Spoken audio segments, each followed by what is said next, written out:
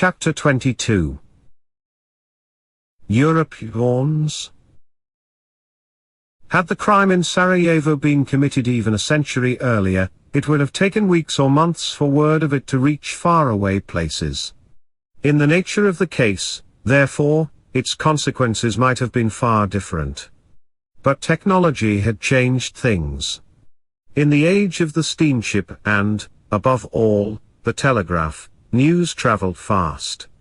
The foreign offices of the world knew of the shootings at once, and within hours condolences began to pour in from places as far away as the White House in Washington, D.C. While details of the murders remain disputed to this day, some of the main outlines came through accurately at the time.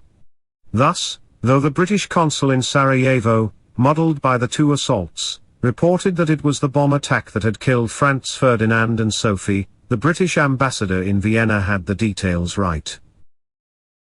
In the streets of Vienna, a typewritten account of what had happened was distributed by the Austrian official telegraphic agency almost immediately. Rumors traveled fast too. A persistent one was that the Freemasons were responsible.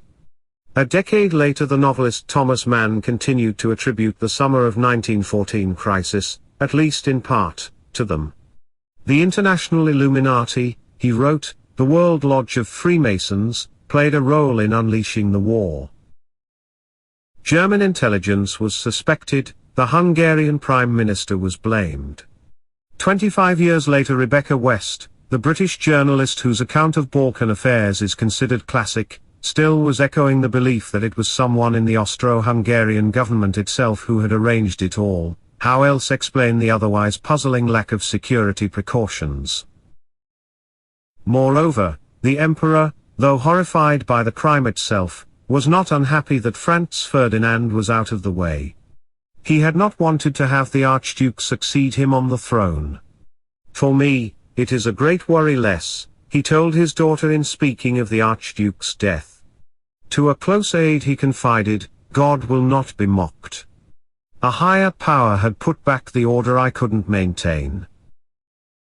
Even Berchtold noted in his diary that during the first cabinet meeting after the assassination there was yes, consternation and indignation, but also a certain easing of mood.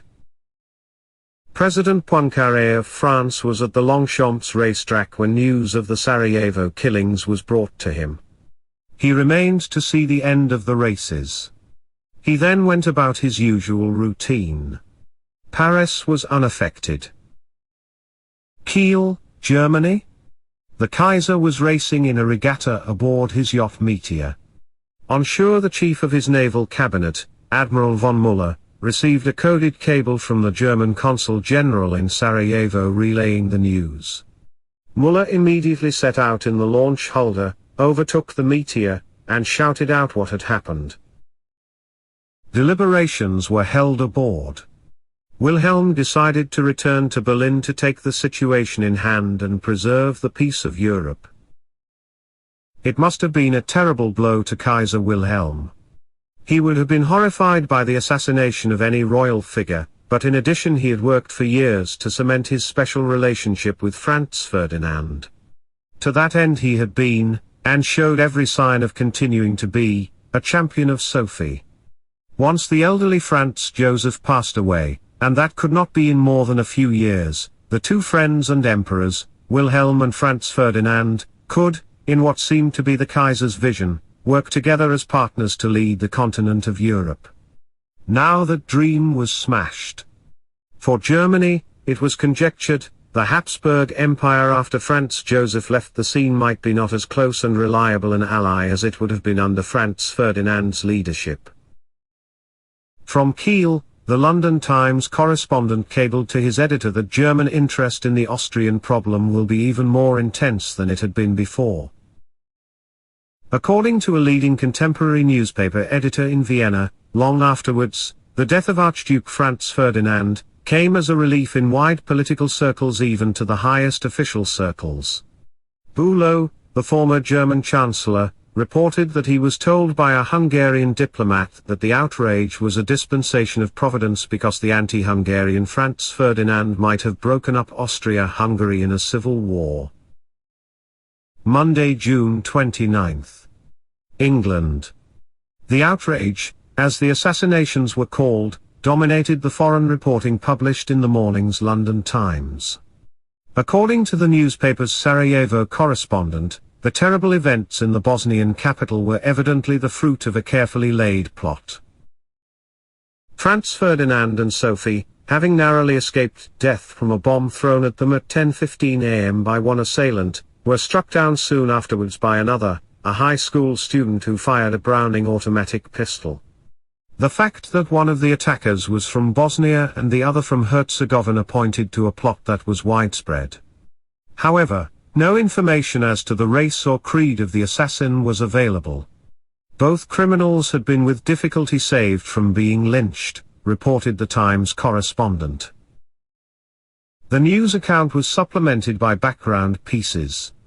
A sympathetic note about 84-year-old Austrian Emperor Franz Joseph, who had been dealt another blow in the 66th year of his reign, reminded readers of the violent deaths of his wife, his brother, and his son, concluding, "Few can have had to suffer a succession of calamities so grievous as the stricken old man who sits upon the proudest throne on the continent." Yet the emperor showed no sign in public of being stricken. Nor was the Austrian public upset by the news. There is little trace of public excitement, reported a correspondent in Vienna. According to the British consul in Sarajevo, local paper speaks of anarchist crime, but act was more likely that of Servian, sick, irredentists, preconcerted long ago. A concise biography of Franz Ferdinand explained that since in his early years he was not expected ever to mount the throne, his cousin Rudolf then was the heir, and presumably would have been succeeded by his future children, there seemed to be no reason to train him in statecraft. His tutors therefore were guided by the principle that his intellectual faculties should not be overtaxed. By his mid-twenties he was a good horseman, a crack shot, and a painstaking officer, but his knowledge of political and constitutional questions was limited. These latter were matters that he began studying only in 1889 when, on the death of Rudolf, he became heir to the throne. Rudolf had been the emperor's son, Franz Ferdinand was only a nephew. In the city of London, securities markets were weak at the opening, but recovered once it became evident that the Vienna Exchange and other continental bourses were holding firm. Sir Mark Sykes, a Tory backbencher who was by no means parochial in outlook, he had travelled widely in the Middle East, an area on which he was one of his party's few experts, spoke for many when he told the House of Commons that it was no time to focus on foreign developments. No matter how gripping, it was difficult to discuss foreign affairs freely when our home affairs were in such a particularly evil plight. Tuesday, June 30th. Sykes's sentiments were echoed in a Times leader, an editorial, that agreed that what happened in Sarajevo fills the first place in the public mind and would occupy the attention of all students of European politics, but that domestic politics must not be ignored, our own affairs must be addressed. The Times presumably referred to the threat that in a few weeks the United Kingdom might dissolve in a civil war to determine the fate of Ireland, and much else. The permanent head of the Foreign Office, in a communication to his ambassador in Russia, expressed his wish that the fallout be limited. The tragedy which has recently occurred at Sarajevo will, I hope, not lead to further complications, though it is already fairly evident that the Austrians are attributing the terrible events to Serbian intrigues and machinations. Some good might come of it all. It is possible that the new heir will be more popular than the late Archduke. In France, at the first cabinet meeting since the assassinations, the killings, according to President Poincaré's biographer, were hardly mentioned. The British ambassador to Italy reported to London, "It has been curious to study here the effect of the abominable assassination at Sarajevo. While ostensibly the authorities and the press have been loud in their denunciations of the crime, it is obvious that people have generally regarded the elimination of the late Archduke as almost providential. Paris could take no notice. It was completely caught up in a scandal, a wonderful scandal. The scandal had everything: sex, violence, international intrigue, love and passion and jealousy and wrongdoing in high places. It was the notorious Queot affair. Joseph Queot, who had become Prime Minister of France in 1911, was a left-wing politician who had been forced out of office in 1912 for being, allegedly, too accommodating to Germany. In 1913 he again became a cabinet minister, but was under frequent attack from the right. He was indeed a leading advocate of friendship with Germany, and he was something of a pacifist. Queot was an old friend of President Poincaré's. In their bachelor days they had been companions in pleasure-seeking. One difference between the two was that Poincaré was discreet while Queot was a show-off. When the two men spent a vacation in Italy together, along with their mistresses, the contrast was striking. In the words of Queot, "Mine I displayed, his he kept hidden." When, at the age of 43, Poincaré married, in a civil ceremony, the wedding was so private that few knew of it. Queot, however, when he married, proceeded to carry on a clandestine love affair with another mistress, who eventually became his second wife. Despite the personal friendship between the two men, they had become political adversaries by 1913-14. Having just been elected President of France, Poincaré, on March 4, 1913, supported proposed legislation to increase the length of military duty in the French army from 2 to 3 years. It seemed to be the only way for France to offset Germany's population lead, 70 million to 40 million. Queot opposed the measure. The bill was adopted on August 7. Queot, who was elected chairman of the Radical Party, continued to attack the legislation. So did the somewhat pacifist Jean Jaurès, who had unified the country's socialists. The political campaign against Queot in 1914 was spearheaded by the most powerful journalist in France, Gaston Calmette, editor of the leading journal of the right, Le Figaro. Calmette claimed he would make public certain documents that would show that Queot, when he was Minister of Finance in 1911, had obstructed justice in a financial scandal in which he personally had perhaps been involved. Calmette also threatened to publish the love letters of Queot and his second wife, written at a time when Queot was still married to his first wife. More was to come. German cables to Queot, dating from the Agadir crisis of 1911, that supposedly showed Queot to be sympathetic to Germany had been intercepted by the French Foreign Office. Calmette supposedly was going to publish these, too, whereupon the German government protested against the interception of its correspondence. Queot now went to his old friend President Poincaré, asking him to prevent Calmette from revealing his dossier, and warned that unless the president did so, he, Queot, would disclose what he knew about Poincaré's secret negotiations with the Vatican. These were evidenced by intercepted Italian cables. If known, these would compromise the president with his secularist anti-clerical supporters.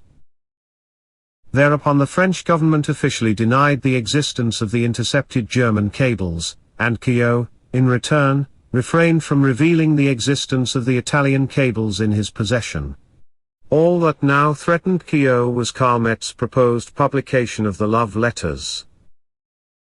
On March 16, 1914, the second Madame Queot went to Calmette's office, asked to see him, waited, and when she saw him, fired 6 shots from an automatic pistol and killed him. Her murder trial was scheduled for July 20. In July, therefore, the attention of Paris was riveted on the trial. Leftists and rightists fought in the streets. There was no time and no attention left for the Archduke and his consort. Poincaré jested that the affair had put new ideas in his head. He might send out his wife to shoot down his own opponents. If there were any country in Europe in which the killings in Sarajevo should have been felt keenly, it would have been the Archduke's own Austria. People should have been crying in the streets. Yet Zab Zeman writes that in Vienna the event almost failed to make any impression whatever. On Sunday and Monday, The crowds in Vienna listened to music and drank wine, as if nothing had happened. The author Stefan Zweig was seated on a park bench in Vienna the afternoon of June 28. He was aroused from the book he was reading by a sudden silence. The distant sound of a band no longer could be heard, the music had stopped. People were gathering around the bandstand, listening to some announcement. Zweig joined them. The crowd was receiving news of the assassinations in Sarajevo. These were Austrians, hearing of the death of their leader to be. Yet, Zweig wrote later, there was no particular shock or dismay to be seen on their faces, for the heir apparent was not at all well liked. He was never seen to smile, and no photographs showed him relaxed. He had no sense for music, and no sense of humor, and his wife was equally unfriendly. They both were surrounded by an icy air. One knew that they had no friends. My almost mystic premonition that some misfortune would come from this man with his bulldog neck and his cold, staring eyes, was by no means a personal one but was shared by the entire nation, and so the news of his murder aroused no profound sympathy. Indeed, in all the capitals of Europe, the reaction to the assassination of the heir to the Habsburg throne was calm to the point of indifference.